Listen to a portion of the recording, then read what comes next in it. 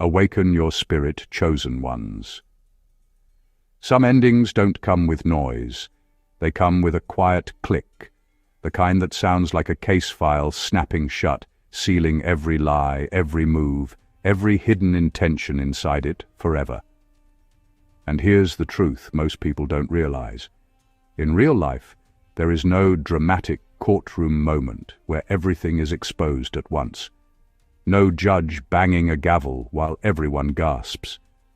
Most downfalls happen slowly, silently, and then all at once, when the weight of everything finally catches up. It's not cinematic, it's inevitable. And by the time people realize what's happening, it's already too late to rewrite anything. Because once the narrative collapses, once the patterns become too obvious, once the energy shifts, there's no reopening that file. No, wait, let me explain. No last-minute redemption arc. Just a quiet, undeniable conclusion that settles in people's minds like a fact nobody argues with anymore. And the funny part? The same people who were loud, confident, and fully convinced they had everything under control suddenly become very quiet. Not because they found peace, but because they ran out of angles. It's hard to keep performing when the audience has already figured out the plot twist. This is the moment no one prepares for, when everything they built starts working against them, when time stops being their ally and starts becoming evidence. And while they're still trying to manage perception, something deeper is happening. Reality is closing in. This isn't about revenge. It's not even about winning. It's about that final shift, when the truth no longer needs defending, when the story no longer needs correcting, and when everything that needed to be seen has already been seen. The case file didn't slam shut dramatically. It clicked, quiet, final, irreversible. And when that sound happened, it was already over for all of them. Number 1. The most dangerous moment wasn't when they attacked you. It was when you stopped reacting. At first, they felt powerful watching you respond. Every emotion you showed gave them feedback. Anger told them where to push harder. Frustration told them they were getting to you. Even your attempts to defend yourself gave them something to work with. It kept the cycle alive. It gave them a sense of control, like they were steering your reactions without ever touching you directly. Then something shifted. You stopped giving them anything. No explanations, no emotional outbursts. No need to correct every lie or defend every misunderstanding. And that's when everything became uncomfortable for them. Because when you stop reacting, you remove the only map they had to navigate you. Now they don't know what you're thinking, what you're planning, or even if they still matter to you at all. That kind of silence isn't peaceful for them. It's unsettling. It forces them to sit with their own actions without distraction. There's no more back and forth to hide behind. No more emotional smoke to blur what's really happening. Just a clear, quiet space where their behavior stands on its own, exposed. What makes it even harder for them is that they can't provoke you the way they used to. They might try harder at first, pushing boundaries, saying more extreme things, hoping to pull you back into the cycle. But when nothing works, when there's no reaction to grab onto, it starts to feel like they've lost access completely. And that's exactly what happened. You didn't win by overpowering them. You didn't need a final word or a dramatic exit. You simply stopped participating in something that was feeding off your energy. And once that supply was gone, everything they built around controlling you started to fall apart. That's the moment the balance shifted, quietly but completely. Number 2, they didn't lose because you won. They lost because their own narrative collapsed. What kept them standing wasn't strength, it was a story. A carefully managed version of events where you were framed a certain way and they positioned themselves as reasonable, justified, or even innocent. That story did the heavy lifting. It influenced how people saw you without them needing constant proof. It created doubt around you and comfort around them. As long as that narrative held, they felt untouchable. The problem with a false narrative is that it's high maintenance. It needs constant reinforcement, subtle adjustments, and consistent behavior to keep it believable. One contradiction might go unnoticed, two might raise eyebrows, but over time, the gaps become harder to hide.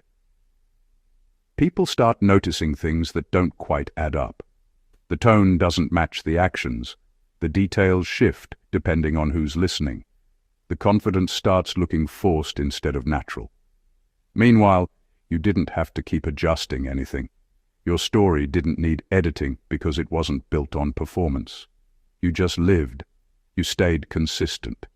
And consistency has a way of speaking louder than any explanation. It creates a pattern people can observe without being told what to think. At some point, the weight of maintaining their version became too much. Not because they admitted anything, but because reality stopped cooperating with the image they were trying to project. The cracks showed in small ways first. Awkward moments, subtle distancing, quiet doubt from people who used to fully believe them. And once doubt enters, it spreads. That's the moment everything starts collapsing. Not loudly, not dramatically, but steadily.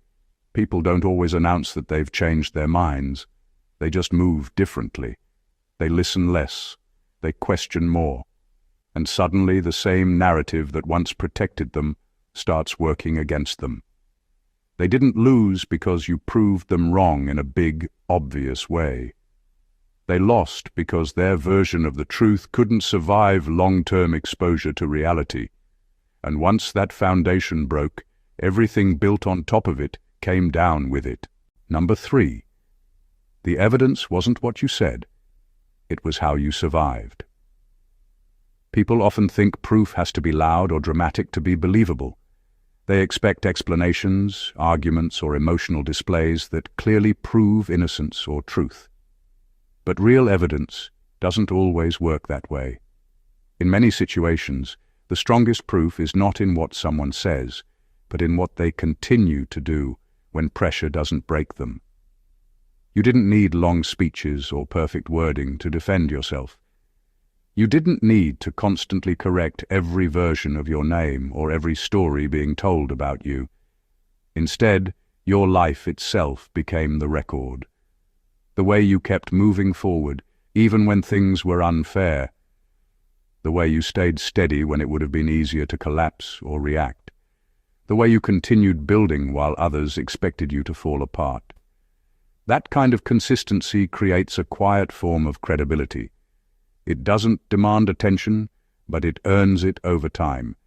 People start noticing patterns without being told what to think.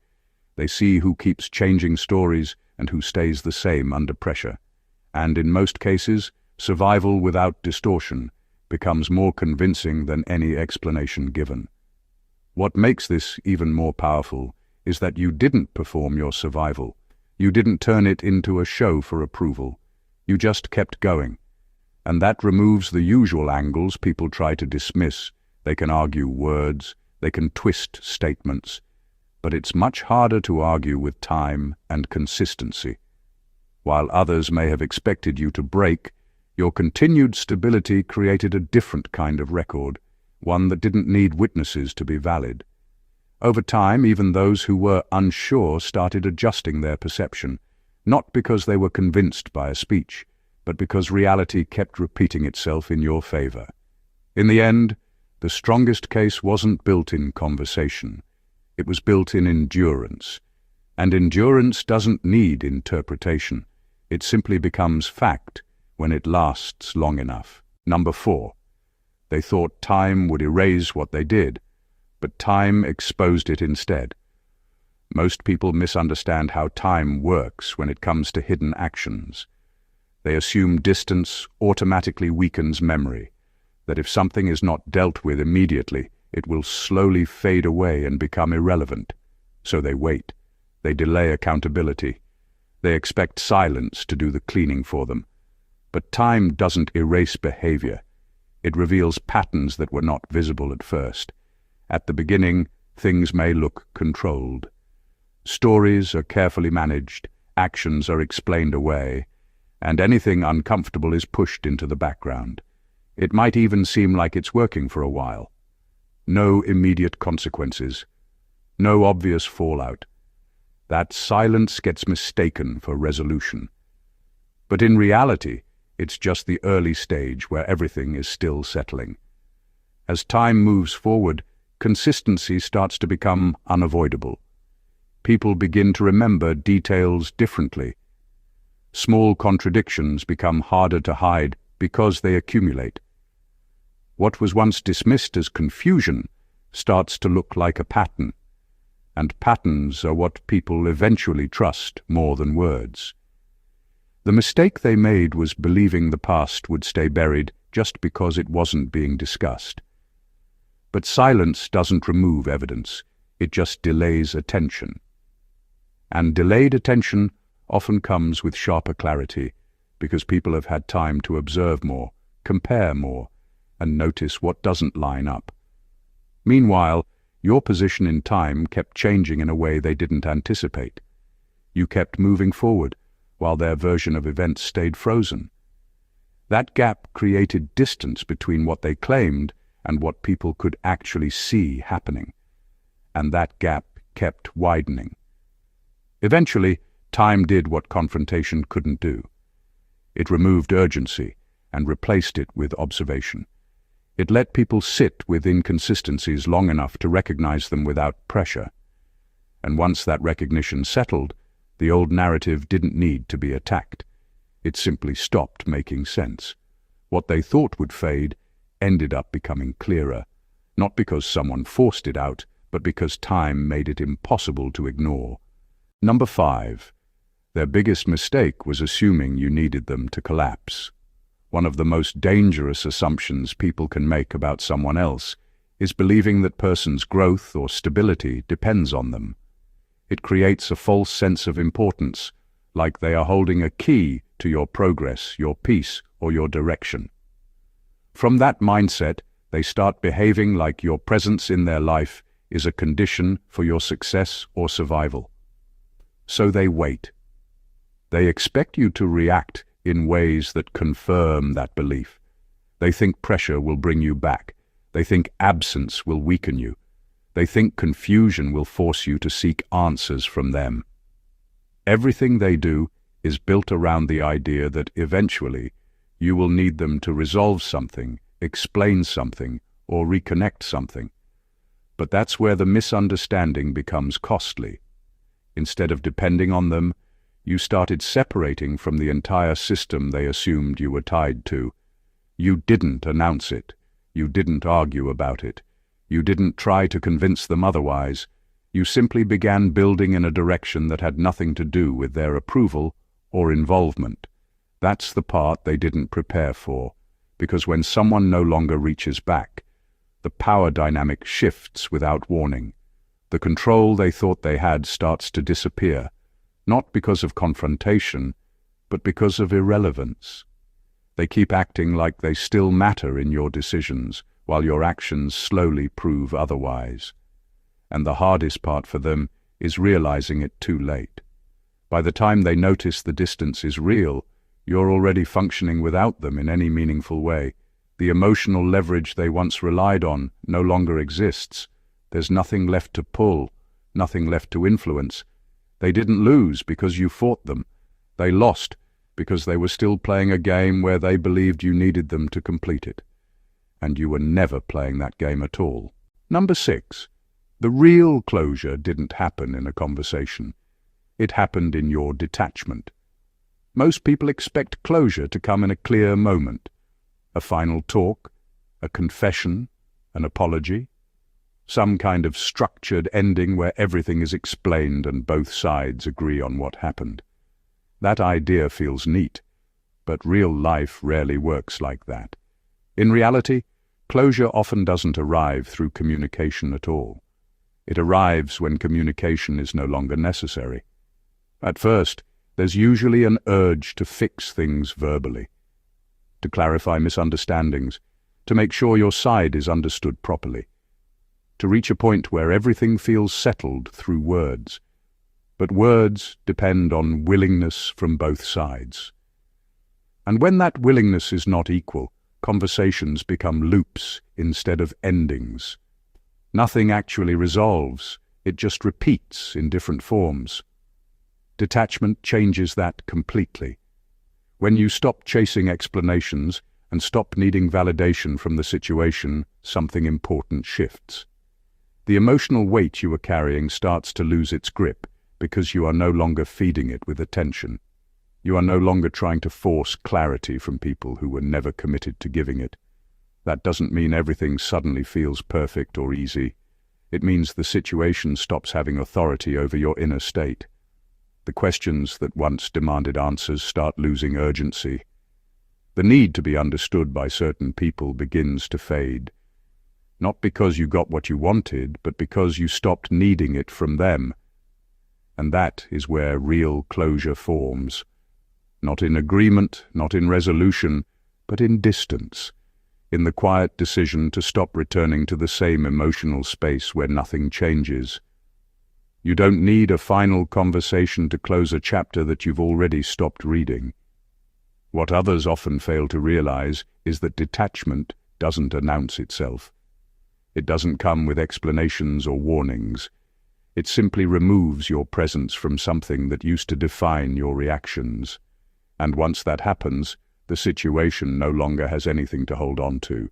That is the moment the ending becomes real, even if nobody ever says a word about it. Number 7. They exposed themselves trying to prove you wrong.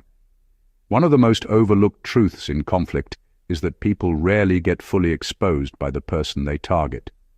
More often, they expose themselves through the way they react. When someone becomes obsessed with proving another person wrong, they stop paying attention to how they themselves look in the process. That's where the damage begins. At first, their goal feels simple.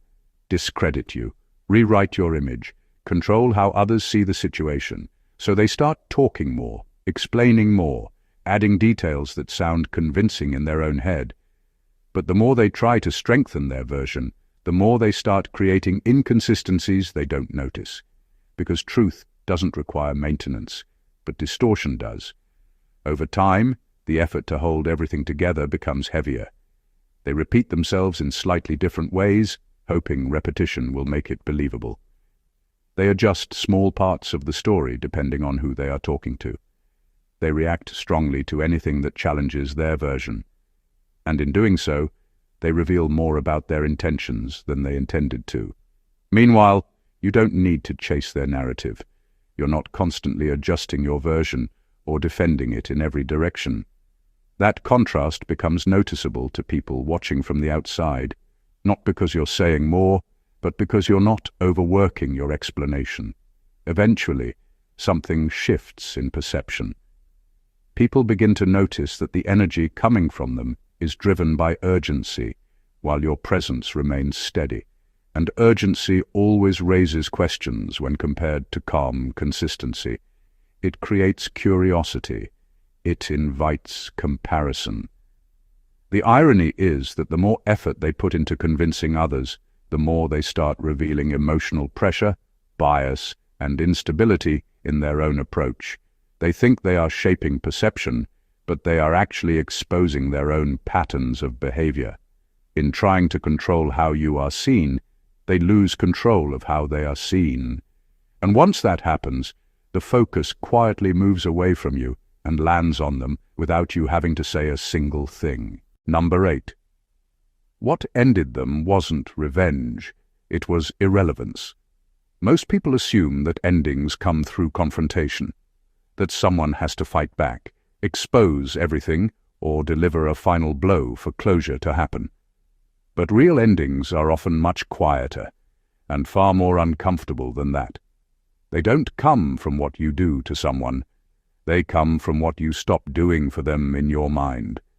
Revenge keeps a connection alive. It still places importance on the other person. It still says, "You matter enough for me to respond." Even anger does that.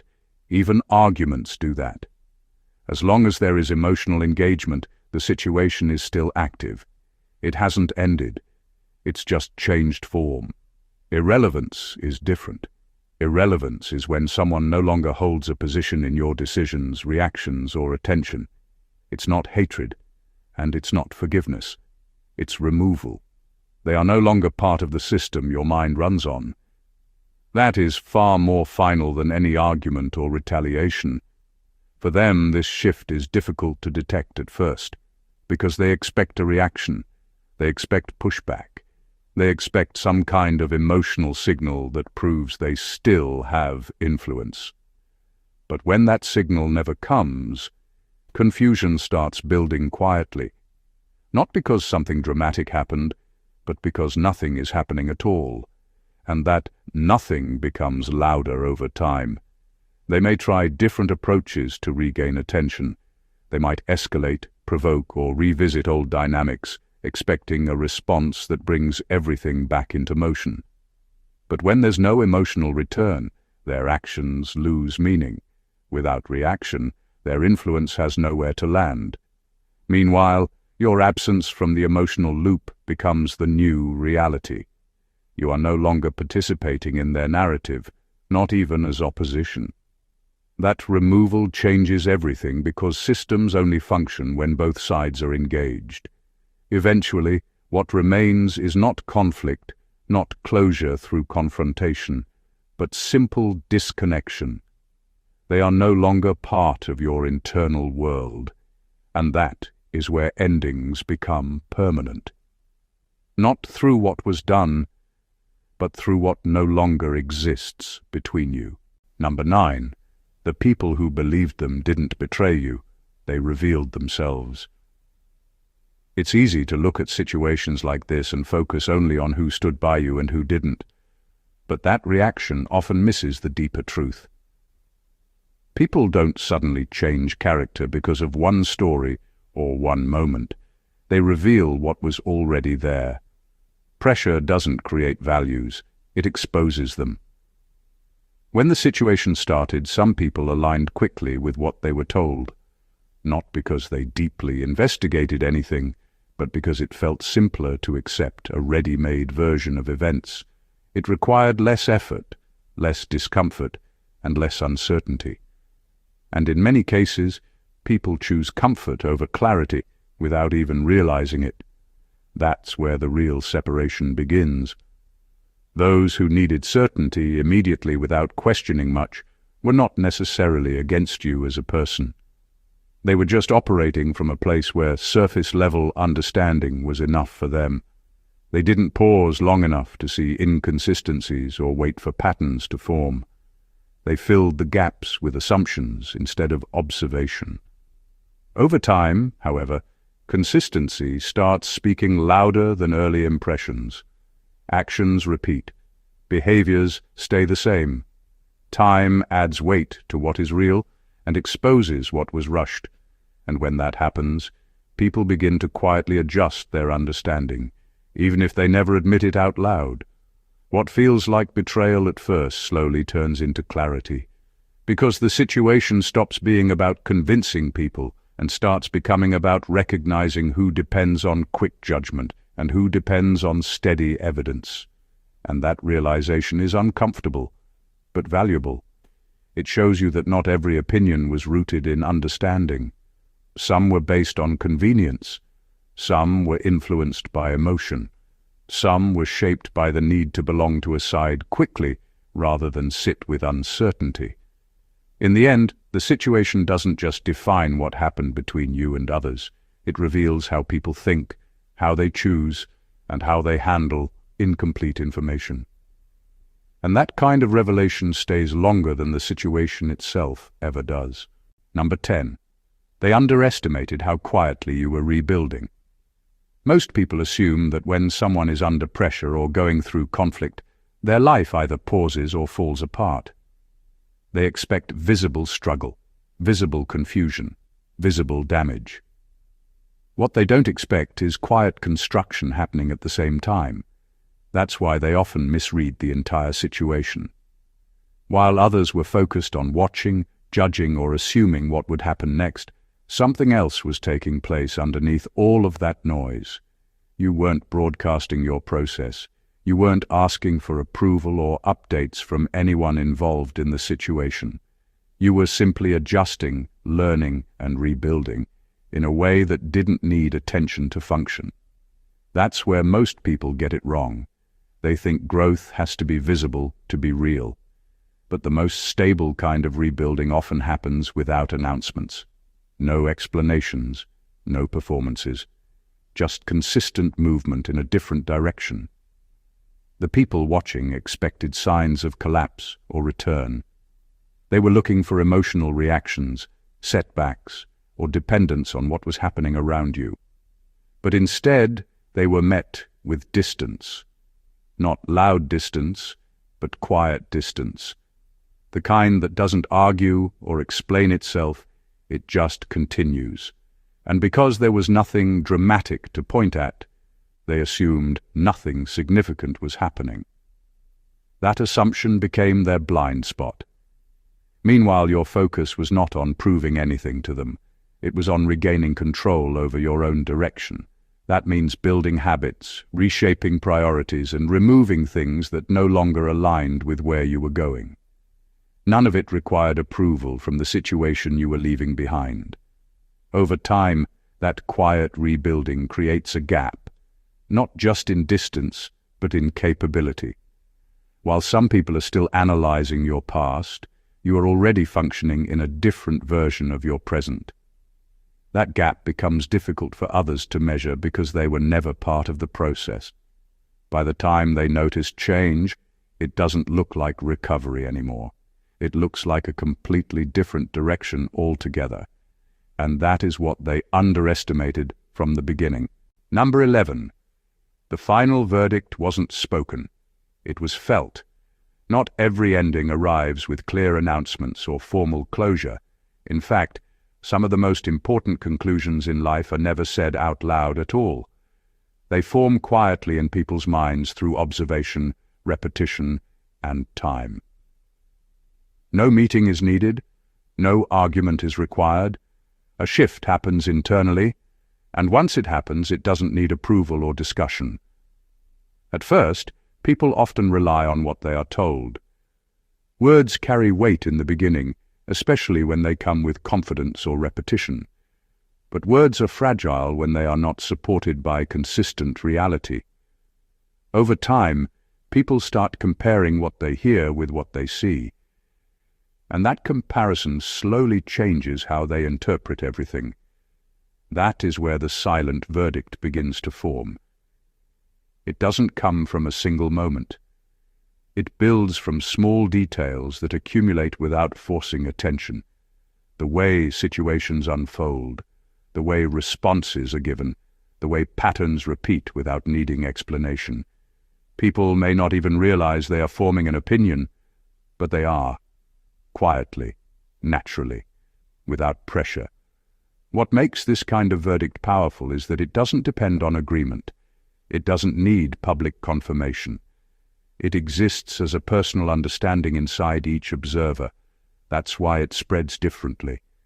Not through statements, but through behavior changes.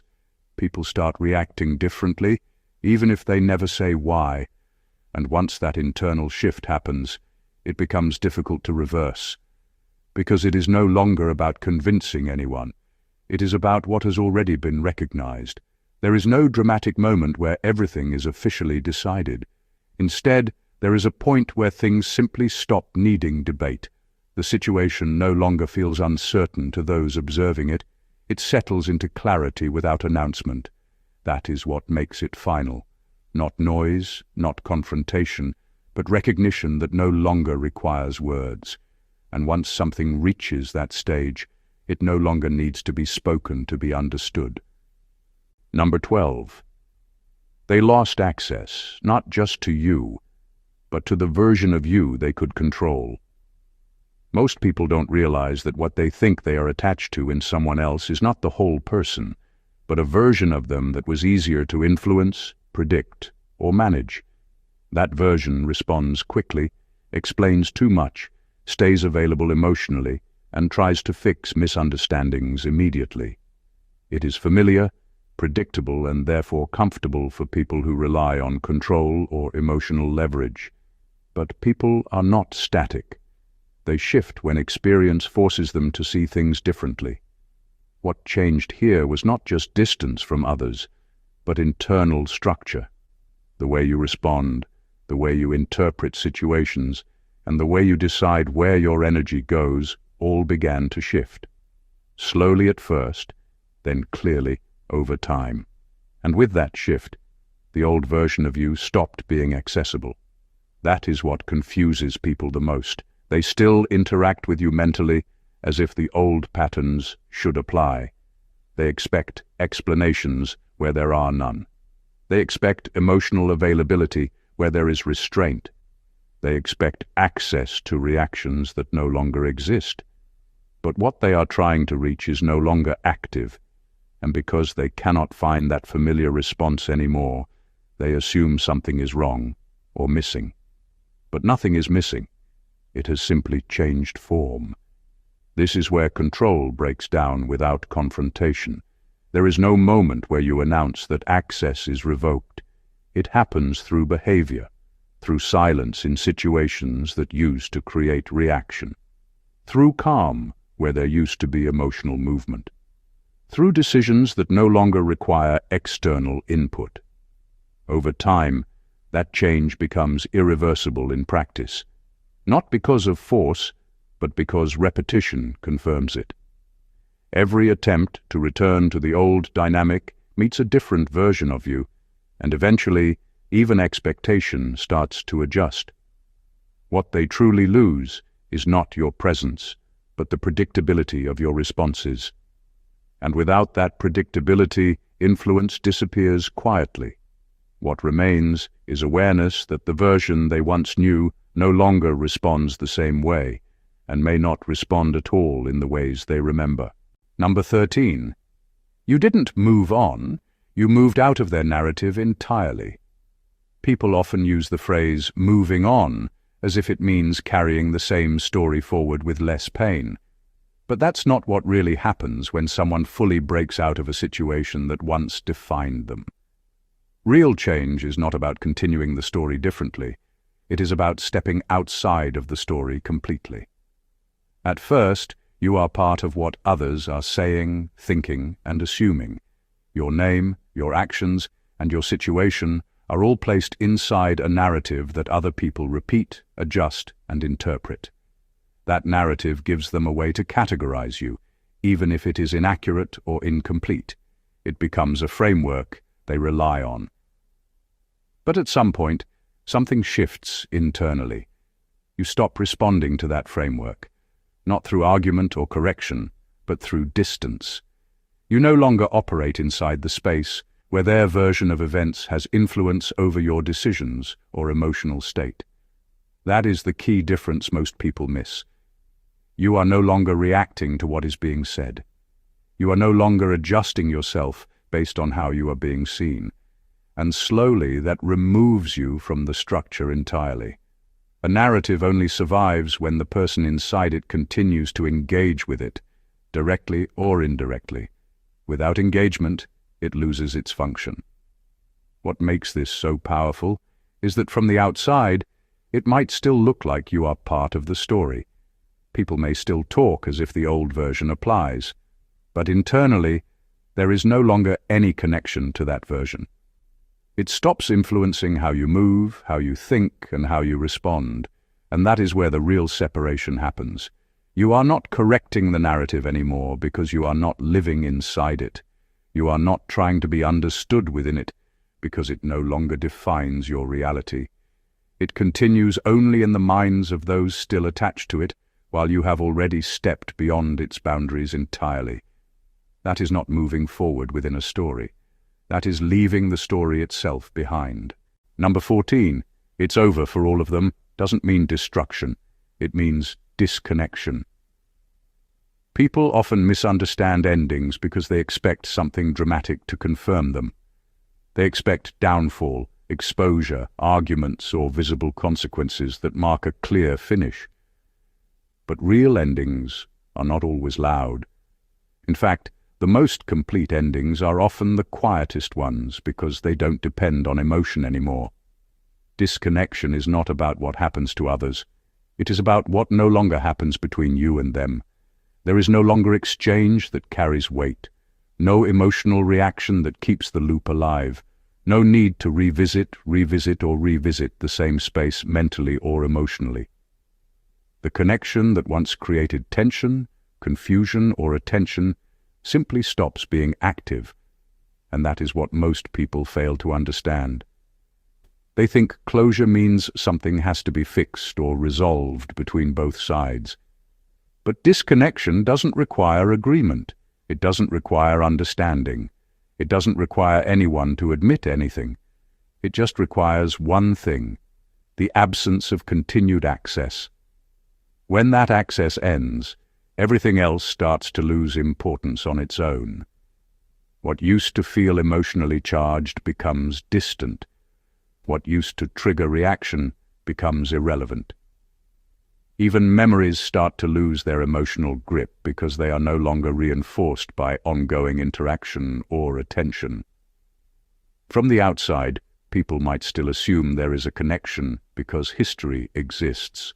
But history alone doesn't maintain influence. Only continued engagement does. Without that, even strong past experiences begin to fade in their ability to affect the present. That is why this kind of ending feels so final. Not because something was destroyed, but because nothing is being sustained anymore. There is no energy going into maintaining the link, no emotional investment keeping it alive, no return to the same cycle. What remains is simply distance without resistance, and that is the most irreversible form of separation, not because of conflict, but because nothing is left that needs to continue. In the end, the real message behind everything is simple, even if it doesn't feel simple while you're living it. Most of what people call conflict, misunderstanding, betrayal, or control is not actually held together by strength. It is held together by attention, reaction, and emotional participation. The moment those things start disappearing, the entire structure begins to change without needing force or confrontation. What we've been looking at isn't about dramatic wins or visible revenge. It's about how situations quietly lose their power when they are no longer fed. When reactions stop, narratives weaken. When narratives weaken, people start relying on observation instead of assumption. When observation takes over, truth no longer needs defending. It just becomes clear over time. And that is the part most people miss. They expect closure to come through noise, through explanations, through final words that settle everything once and for all. But real closure rarely works that way. It comes through distance, through consistency, through stepping out of emotional loops that no longer serve any purpose. It comes when something that once felt heavy simply stops having authority over your present state. What makes this case file snapped shut idea so powerful is not the idea of punishment or collapse. It is the realization that access itself can end quietly. Not because something was forced, but because something was no longer sustained. Once that access is gone, everything built around it naturally loses structure. There is nothing left to argue with, nothing left to correct, and nothing left to emotionally engage. And when that point is reached, the ending is not dramatic. It is final in a calmer, more permanent way. The kind of finality that doesn't need confirmation because it is already reflected in how life continues without interruption from the past. If this resonated with you, don't just watch and move on. Subscribe to the channel for more deep, thought-provoking content like this. Like the video if it gave you clarity, comment your thoughts if it sparked something in you, and share it with someone who needs to hear a different perspective today. Stay awakened, chosen ones.